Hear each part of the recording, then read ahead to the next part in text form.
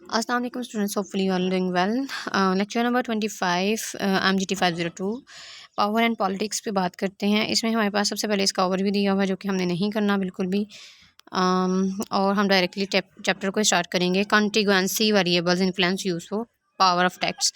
अच्छा, इसमें हमारे पास आ जाता है कॉन्टिग्युएंसी। बेसिकली हम लोग कहते हैं हंगामी जो वेरिएबल्स मतगयरात होते हैं, हंगामी सूरत जिनकी वजह से होती है और जो पावर टेक्स्ट को इन्फ्लुएंस कर रहे होते हैं। इसमें हमारे पास मैनेजर आता है, एम्प्लॉय आता है, ऑर्गेनाइजेशन का कल्चर आता है। मैनेजर जो है उसकी पर्सनालिटी किस तरह की है, उसकी रिफ्लेक्टिव पावर उसके पास है, ठीक है, जो कि करिज्मेटिक पावर भी हम इसको कहते हैं। और उसके अलावा जो है objective for wanting to influence, कि क्या उसके ऑब्जेक्टिव्स हैं, वो क्यों जो है वो इन्फ्लुएंस करना चाह रहा है। और उसके अलावा जो एम्प्लॉय है उसकी क्या विलिंगनेस है, एबिलिटी टू कंप्लाई, कि किस तरह से वो अपने आप को एडजस्ट करेगा according to environment of the organization, और ऑर्गेनाइजेशन का जो कल्चर है वो किस नवीयत का है। ये चीज़ें जो हैं इन्फ्लुएंस करती हैं पावर टेक्स्ट को। उसके बाद हमारे पास एग्जांपल आ जाती हैं पावर की, और its use in the organization. किस किस नोयत की पावर जो है किसी भी ऑर्गेनाइजेशन में यूज़ की जाती है फॉर अ गुड पर्पस और अ बैड पर्पस। इसमें डिफरेंट फॉर्म ऑफ हरासमेंट आ जाती है। इसमें हमारे पास पॉलिटिकल बिहेवियर आ जाता है, ऐसा बिहेवियर जो कि ऑर्गेनाइजेशन में होना नहीं चाहिए बट वो जो है परफॉर्म किया जाता है। ग्रुप एंड कोलिशंस आ जाती हैं। ग्रुप एंड कोलिशंस में आ जाता है इत्तेहाद जो है ग्रुप की फॉर्म में। उसके बाद इम्प्रेशन मैनेजमेंट है और एथिक्स एंड पावर है। फर्दर हम बात करते हैं पॉलिटिकल बिहेवियर ऑर्गेनाइजेशन के अंदर जो है वो किस तरह का होता है। And then power corruption cycle क्या है। सबसे पहले हम पावर करप्शन साइकिल को देखते हैं। पावर और resources with no accountability, power और रिसोर्सेज हैं लेकिन उसको अकाउंटेबिलिटी नहीं मिल रही कोई भी, ठीक है। अकाउंटेबिलिटी हम लोग कहते हैं, अकाउंटेबिलिटीज स्टैंड फॉर एहतसाब। उर्दू में हम इस लफ्ज़ का मतलब देखते हैं एहतसाब, यानी कि पावर और रिसोर्सेज तो हैं लेकिन उसका कोई हिसाब किताब लेने वाला नहीं है, कोई पूछने वाला नहीं है। डिस्टेंस फ्राम एम्प्लॉयज़ से जब डिस्टेंस होता है पावर और अकाउंटेबिलिटी, रिसोर्स मैनेजमेंट जो है वो प्रॉपर जो है एक एम्प्लॉयज़ के साथ इन टच नहीं रहती, तो वहाँ पे इनफ्लैटेड व्यू आता है। और इनफ्लैटेड व्यू जो है ये फर्दर जो है क्रिएट करता है एम्प्लॉय के रिएक्शन, जिसमें कंप्लाइनेंस हो सकती है, सबमिशन हो सकती है, डिपेंडेंस हो सकती है। मज़ीद इसके नतीजे में क्या होता है, इनके रिएक्शंस के नताइज में जो कंसिक्वेंसीज हैं यानी इसके जो नताइज निकलते हैं, पुअर डिसीजन हो सकती है, कोरिजन हो सकती है, लोअर मोरल्स हो सकते हैं, एथिकल वैल्यूज़ को तोड़ा जा सकता है, जिसमें करप्शन वगैरह जो है ये सारी चीज़ें शामिल होती हैं। तो इस तरह से हमारा जो एक पावर करप्शन साइकिल है ये इस तरह से चलता है। फर्दर हम बात करते हैं पॉलिटिकल बिहेवियर किसी भी ऑर्गेनाइजेशन में वो किस तरह का होता है। कहता है यहाँ पे बहुत ज़्यादा स्ट्रॉन्ग एविडेंस जो है हमारे पास मौजूद हैं, जो इंडिकेट करते हैं कि जो नेगेटिव बिहेवियर्स होते हैं पॉलिटिक्स जो है बेसिकली ये जॉब सेटिस्फेक्शन के लिए किसी भी ऑर्गेनाइजेशन में प्रेजेंट होती है। और जो परसेप्शन होती है पॉलिटिकल लीडर्स की, ये लीड करती है परसेप्शन जो एनेक्सिटी और स्ट्रेस का जो एक इन्वायरमेंट है वहाँ पे होता है। उसके बाद जो है अगर परसेप्शंस जो हैं पॉलिटिक्स बहुत ज़्यादा होती है वहाँ पे, तो उसके नतीजे में वहाँ पे स्ट्रेस और एंग्जायटी का परेशानी का माहौल बन जाता है। और अगर इसको हैंडल नहीं किया जाता तो एम्प्लॉय वहाँ से क्विट कर जाते हैं, उसको छोड़ देते हैं ऐसे इन्वायरमेंट को। फर्दर ये डीमोटिवेशन की भी रीज़न होती है, ठीक है। अगर बहुत ज़्यादा पॉलिटिक्स होती है किसी इन्वायरमेंट में, किसी ऑर्गेनाइजेशन में, तब भी। फिर इसके नतीजे में अगर मॉडरेट तरह की जो है पॉलिटिक्स परफॉर्म हो रही है तो इंडिविजुअल्स जो हैं उसमें डिसीजन मेकिंग करते हैं, अपनी पॉलिटिकल स्किल्स वगैरह जो हैं उसको भी ये भी सारी चीज़ें जो हैं ये भी अफेक्ट होंगी इससे। फिर हाई पॉलिटिकल स्किल जो होती हैं आफ्टन जो है वो परफॉर्मेंस जो है उसको इम्प्रूव करती हैं। लो पॉलिटिकल स्किल्स जो होती हैं डिफेंसिव बिहेवियर्स जो हैं ये क्रिएट करती हैं। ये रिएक्टिव भी हो सकते हैं, प्रोएक्टिव भी हो सकते हैं, चेंज भी आ सकता है इसमें, ब्लेम भी हो सकता है। तो उसके बाद जो रिएक्शन होता है ऑर्गेनाइजेशन पॉलिटिक्स का, ये मॉडरेटेड बाय द कल्चर होना चाहिए। In countries that are more unstable politically workers will tolerate higher level of politicking that more politically stable countries. कहते हैं कि जहाँ पे कंट्रीज़ में अनस्टेबल पॉलिटिक्स होती है वहाँ पे हायर लेवल जो है पॉलिटिक्स का वो भी एम्प्लॉयज़ जो है बर्दाश्त कर लेते हैं एज़ कम्पेयर टू जो पॉलिटिकली स्टेबल कंट्रीज़ होती हैं उनके मुकाबले में। नेक्स्ट हमारे पास ऑर्गेनाइजेशन की पॉलिटिक्स आती है, जिसमें हम कहते हैं use of power and influence in organization. और पॉलिटिकल बिहेवियर क्या है इसको डिफ़ाइन करते हैं। action not officially sectioned by an organization that are taken to influence others in order to meet one's personal goal। Political behaviour जो हैं basically हम इस बिहेवियर को कहते हैं जो कि सेक्शन नहीं है, जो कि ऑफिशियली परफॉर्म किए जाएंगे, ये किसी भी पॉलिसी का हिस्सा नहीं है, लेकिन वो इस तरह के बिहेवियर्स परफॉर्म किए जाते हैं ऑर्गेनाइजेशन के पर्सनल गोल्स को अचीव करने के लिए, या किसी इंडिविजुअल के या फिर पावर में जो अथॉरिटी में जो लोग हैं वो अपने कोई पर्सनल गोल्स को अचीव करने के लिए पॉलिटिक्स जो है वो यूज़ करते हैं। तो इस तरह के बिहेवियर्स को हम पॉलिटिकल बिहेवियर कहते हैं। इसमें हम जो है ये फर्स्ट वाला पैसेज तो बिल्कुल भी नहीं करेंगे, इसको हम यहाँ से स्टार्ट करेंगे। Leaders are use power as means to attaining group goals. Power जो है उसको लीडर्स यूज़ करते हैं ग्रुप गोल्स को अचीव करने के लिए, यानी ऑर्गेनाइजेशन के जो भी गोल्स हैं उनको अचीव करने के लिए। देन नंबर 2 में है लीडर्स जो हैं ये गोल्स अचीव करते हैं। Power mean to facilitating their achievement, और पावर का मकसद यहाँ पे अचीवमेंट जो है उसको फैसिलिटेशन प्रोवाइड करना है। देन आ जाता है power does not required goal compatibility merely dependence. Power में गोल कंपैटिबिलिटी जो है रिक्वायर्ड नहीं होती, बल्कि ये डिपेंड करती है डिपेंडेंसी के ऊपर, यानी जो भी एम्प्लॉयज़ हैं वो डिपेंड ऑन द लीडर। और फर्दर लीडरशिप जो है on the other hand required some congruence between the goal of the leader and the those being lead. जबकि लीडरशिप जो है यहाँ पे एक म्यूचुअल अंडरस्टैंडिंग होती है गोल्स और जो लीडर्स हैं उनके दरमियान, और जो एम्प्लॉयज़ हैं जो उनको फॉलोअर्स हैं उनके उनके दरमियान। लीडरशिप फोकस करती है downward influence on one's follower, और इसका फोकस होता है बेसिकली एक एक फॉलोअर के ऊपर। लीडरशिप में लीडरशिप रिसर्च जो है मोस्ट इसका research for the most part emphasise style, और लीडरशिप बेसिकली स्टाइल के ऊपर भी जो है वो जोर देती है।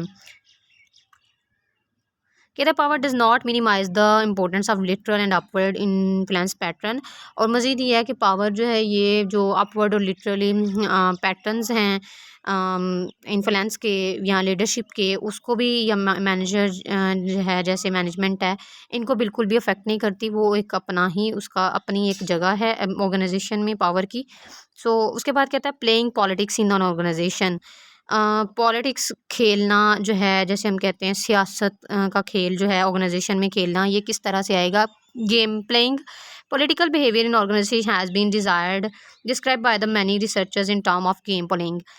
अब बेसिकली कहते हैं कि किसी भी ऑर्गेनाइजेशन में बहुत सारे रिसर्चर्स ने ये बताया गया है कि गेम प्लेइंग जो है वो होनी भी चाहिए किसी ऑर्गेनाइजेशन में। कुछ बिहेवियर्स ऐसे होते हैं जो परफॉर्म किए जाते हैं।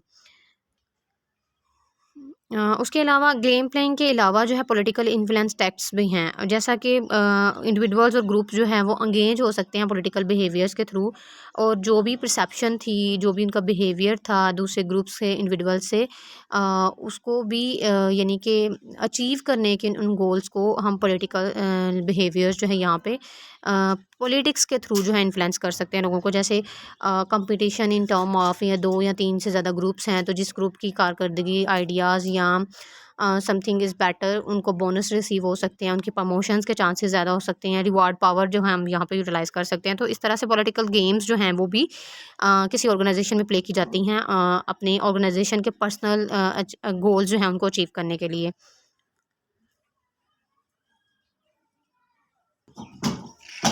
इम्प्रेशन मैनेजमेंट में जो है हमारे पास आ जाता है कि अपने आप को थ्रू इम्प्रेशन जो है एक ऐसा प्रोसेस जिसमें इम्प्रेशन फर्स्ट इम्प्रेशन आपका कैसा लगता है, इसमें कम्युनिकेशन आपकी प्रेजेंटेशन वगैरह जो है वो, यानी आपका जो स्टाइल जिस स्टाइल से आप कैरी कर रही हैं किसी चीज़ को वो किस तरह का है। तो ये प्रोसेस जो है इंडिविजुअल जो है ये control to impression others from them, अपने स्टाइल से दूसरों को कंट्रोल करने का तरीकाकार। फॉर एग्जांपल आप किस तरह से ड्रेसअप होके किसी इंटरव्यू के लिए जाते हैं तो उसका क्या इंप्रेशन पड़ता है नेक्स्ट बंदे पर या टीम पर, तो उसको हम कहेंगे इंप्रेशन मैनेजमेंट। तो ये कम्प्लीटली एक सेल्फ कंट्रोल्ड सेल्फ मॉनिटर जो है इमेज होता है किसी भी इंसान का पर्सनालिटी के लिहाज से, और ये समटाइम बेनिफिशियल भी होता है।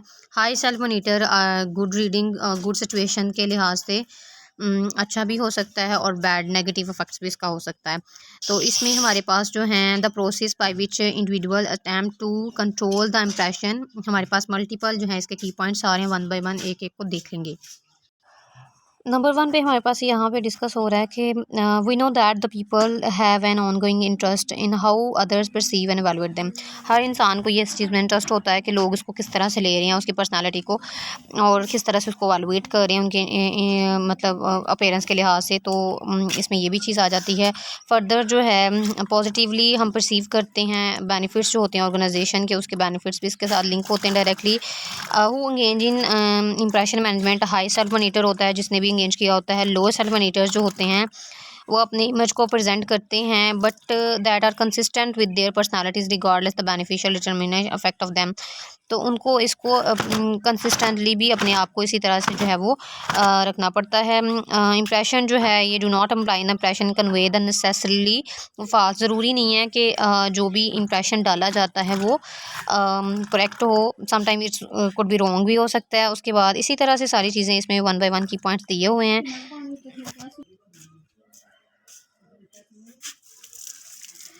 अच्छा जी, उसके बाद नेक्स्ट इसको 1 बाय 1 अगर हम एक्सप्लेन करते हैं तो इंप्रेशन मैनेजमेंट जो है ये बेसिकली किस तरह से अपने आप को रिप्रेजेंट करता है। सेल्फ मॉनिटर जो है वो कोई भी अगर अपने इसको एंगेज कर लेता है इंप्रेशन मैनेजमेंट को तो वो हाईली सेल्फ मॉनिटर होता है, और अगर लो सेल्फ मॉनिटर है तो उसको अपने आप को, अपने इस बिहेवियर को, इसके जो भी इफेक्ट्स थे उसको मेंटेन करने के लिए फर्दर जो है लाइफ टाइम अपने जो भी उन्होंने इंप्रेशन डाला है, जैसे ड्रेसिंग अच्छी है किसी की, या कम्युनिकेशन स्किल अच्छी है, या जो भी उनका स्टाइल है जिससे लोग इम्प्रेस हो रहे हैं, जिसका इम्प्रेशन था उसको मेंटेन करना पड़ेगा। देन ज़रूरी नहीं है कि नेसेसरी कि गलत ही हो इसका इम्प्रेशन, समटाइम इट्स गुड भी है, पॉजिटिव भी हो सकता है। और बिल्कुल इसी तरह से मिस रिप्रेजेंटेशन जो होती है have a high cost, can have a high cost. अगर हम मिस लीड करते हैं अपने इमेज से या किसी भी सिचुएशन के लिहाज से तो उसका नेगेटिव इम्पैक्ट होगा। सिचुएशन जो है वो भी फ्रॉड भी हो सकता है अगर हम गलत जो है उसको प्रेजेंट करते हैं अपने इमेज को। और बेसिकली इमेज जो है मैनेजमेंट ये related to the basically impression management जो है ये related to how we have to present our self in front of others. Like किसी भी जॉब इंटरव्यू में हम अगर अपने आप को किसी तरह से प्रेजेंट करते हैं तो वो we should have to maintain that style further. मज़ीद भी अगर आफ्टर सिलेक्शन भी अगर हो जाती है तो फिर जिसकी वजह से हमारी सिलेक्शन हुई है उसको भी हमें मेंटेन करना पड़ेगा। तो ये सारी चीज़ें जो हैं इससे रिलेटेड हैं, इसको रीड आउट कर लेना है क्लियरली 1 बाय 1। फर्दर हमारे पास पॉलिटिकल टैक्स में आ जाता है जी। मैनेजर्स जो हैं ये पॉलिटिकल टैक्स को यूज़ करते हैं इंडिविजुअल पावर को इंक्रीज़ करने के लिए, और वो इस तरह की पावर जो है इस तरह के टैक्स यूज़ करते हैं कि उनके जो वन सेल्फ अपने आप को वो इतना चीज़ें जो हैं उनके कंट्रोल में होती हैं कि वो इरिप्लेसेबल हो जाएं, और उनकी जो पावर है, उनकी जो एक्सपर्टीज़ हैं वो इसमें इवन के बिल्डिंग कोalition और अलायंस वगैरह में भी उनको रिप्लेस ना किया जा सके बाय द अदर्स। और फर्दर जो है हमारे पास पॉलिटिक्स में जो सीईओज़ हैं जैसे वो पावर ऑफ बैलेंस के लिए ये प्रोसीजर यूज़ कर सकते हैं। डिसीजन मेकिंग प्रोसेसेस में आ जाता है कंट्रोलिंग डिसीजन मेकिंग एजेंडा जो है वो आएगा। किस तरह से कोalition बिल्ड होगी, लाइक इत्तेहादी तौर पे ग्रुप्स किस तरह से आपस में मिलके किस पोजीशन में कौन काम करेगा, ये सारी चीज़ें। कोऑप्टेशन आ जाती है जिसमें हमें सपोर्ट करना पड़ता है पॉसिबल ऑप्टेनेंट को आस्क फोर्स के लिए या एडवाइजरी बोर्ड वगैरह को। उसके बाद अटैकिंग और ब्लेमिंग अदर्स। उसके बाद यूजिंग इंफॉर्मेशन का पॉलिटिकल टूल यूज़ करते हुए फेवरेबल इमेज जो है जिसे हम इम्प्रेशन मैनेजमेंट कहते हैं वो भी क्रिएट करनी पड़ती है। उसके बाद डेवलपिंग अ बेस सपोर्ट जो है प्रेजिंग अदर्स, दूसरों को किस तरह से तारीफ़ करवा के या उनको अप्रिसिएशन देकर जो है उनसे किस तरह से काम लिया जा सकता है। उसके अलावा जो है forming political coalition with strong allies के साथ जो है पॉलिटिकल कोalitions किस तरह से बनाएंगे इत्तेहादी तौर पे। और उसके बाद associating with the influential people. मज़ीद ये कि जो भी असरअंदाज बाअसर लोग होते हैं उनके साथ एसोसिएट करना, लिंक करना चीज़ों को, और क्रिएटिंग ऑब्लिगेशंस, और उसके नतीजे में कोई ना कोई जो भी उनका फ़रीज़ा था उसको सर अंजाम देते हुए। तो ये तमाम चीज़ें जो है पॉलिटिकल टैक्स कहलाते हैं जिसको कोई भी मैनेजर जो है वो सेंट्रल पावर और पावर में आने के लिए यूज़ करेगा। उसके बाद पॉलिटिकल स्ट्रेटजीज़ आ जाती हैं। पॉलिटिकल स्ट्रेटजीज़ में वो तमाम चीज़ें, वो प्लान आ जाते हैं जिसको स्पेसिफिक गोल को अचीव करने के लिए करना पड़ता है। और गोल जो है ऑर्गेनाइजेशन के पर्सनल भी हो सकते हैं, ऑर्गेनाइजेशनल भी हो सकते हैं। जिनको कोई भी मैनेजर जो है अचीव करना चाह रहा है। फिर मज़ीद इसको स्पेसिफ़ाई करते हैं पॉलिटिकल टेक्स्ट के थ्रू, उनका सीक्वेंस और कॉम्बिनेशन बनाकर मज़ीद इंक्लूड करते हैं इसमें प्लान जो है में जो भी चेंजिंग्स वगैरह करनी होती है पॉलिटिकल कॉन्टेक्स्ट के लिहाज से वो भी कर लेते हैं। मज़ीद हमारे पास आता है पॉलिटिकल पीपल जो हैं at all level develop use political strategies.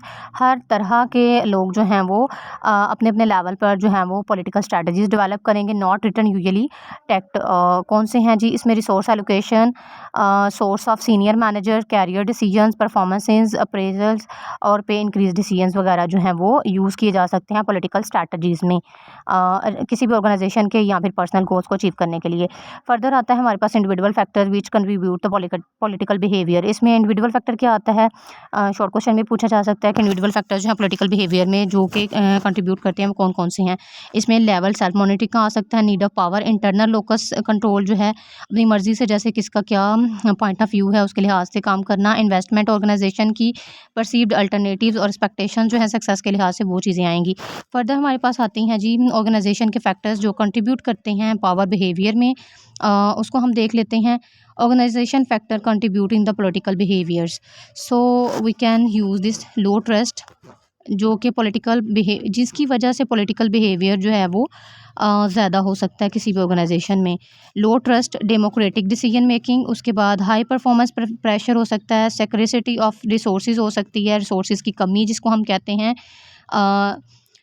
उसके बाद रोल एम्बिग्युइटी है, सेल्फ सर्विंग सीनियर मैनेजर्स हैं, उसके बाद अनक्लियर एवैल्यूएशन सिस्टम है और ज़ीरो सम एलोकेशंस हैं। ये सारी चीज़ें जो हैं ये हमारे पास एज अ ऑर्गेनाइजेशनल फैक्टर जो है पॉलिटिकल बिहेवियर को इंक्रीज़ करने के लिए यूज़ होंगी। और टाइप्स जो ऑर्गेनाइजेशन में पॉलिटिक्स की कौन कौन सी हैं, इसमें हमारे पास मैनेजिंग इम्प्रेशन आ जाता है, अटैकिंग और ब्लेमिंग आ जाता है, कंट्रोलिंग इंफॉर्मेशन आ जाता है, फॉर्मिंग, कोरिलेशन, कल्टीवेटिंग नेटवर्क और क्रिएटिंग ऑब्लिगेशन है। और ये इसी तरह से साइकिल जो है हमारे पास चलता रहता है जो ऑर्गेनाइजेशन पॉलिटिक्स की टाइप्स हैं। फर्दर मैनेजिंग पॉलिटिकल बिहेवियर है, इसमें जो है इनकर्ज किस तरह से हम करेंगे और डिस्कर्ज किस तरह से करेंगे।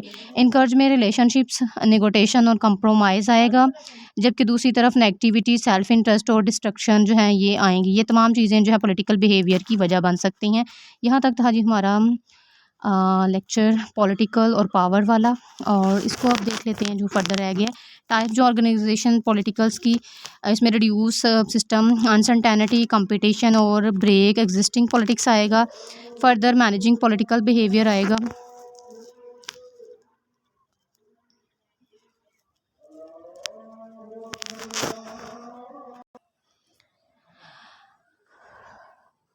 अच्छा, इसमें हमारे पास इस पैसेज में आ जाता है कि ऑर्गेनाइजेशन की जो पॉलिटिक्स है वो उसका शुड बी ऑर्गेनाइजेशन का इंटरेस्ट को सपोर्ट करनी चाहिए, ना कि इंडिविजुअल इंटरेस्ट को। और सीईओ जो है इसके पास लेजिटिमेट पावर होती है, सो उसको मैनेज करना चाहिए अपनी रिस्पॉन्सिबिलिटी को, और जो मैनेजिंग पॉलिटिक्स जो है किसी भी ऑर्गेनाइजेशन के अंदर उसको भी, क्योंकि उसको बैलेंस रखना चाहिए और अवॉइड करना चाहिए स्ट्रगल के साथ, ताकि वो जो भी ऑर्गेनाइजेशन के गोल्स हैं उनको अचीव कर सके।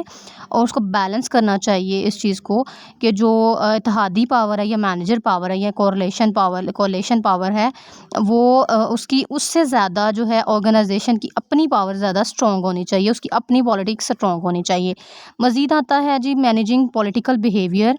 इसमें किस तरह से हम इसको मैनेज करेंगे, इसमें ओपन कम्युनिकेशन को मेंटेन करें, जो क्लेरिफाई करें परफॉर्मेंसेस एक्सपेक्टेशन जो हैं वो क्या एक्सपेक्टेशंस हैं ऑर्गेनाइजेशन की एंडिविजुअल से, एम्प्लॉय से, उनका जो भी पर्सपेक्टिव मैनेजमेंट है उसको यूज़ करें। उसके अलावा जो है कोऑपरेशन करें ग्रुप्स के साथ, उनकी वर्क ग्रुप में जो भी उनको इनकरेज करें, उनकी हौसला अफजाई करें और मैनेज करें रिसोर्स वेल को। मतलब अगर हमारे पास रिसोर्स की कमी आ रही है तो उसको भी फुलफ़िल करें ताकि वहाँ पे कंपटीशन और पॉलिटिक्स कम हो, और प्रोवाइड करें सपोर्टिव ऑर्गेनाइजेशन क्लाइमेट, और इस तरह का क्लाइमेट प्रोवाइड करें ऑर्गेनाइजेशन में कि एम्प्लॉय जो हैं वो अपनी अपनी उनकी जो पर्सनल स्पेस है उसमें रहते हुए अपनी एबिलिटीज़ को यूज़ करते हुए प्रॉपर जो है वो अपना काम जो है वो परफॉर्म कर सकें। तो यहाँ तक था जी हमारा लेक्चर नंबर 25 MGT 502 का।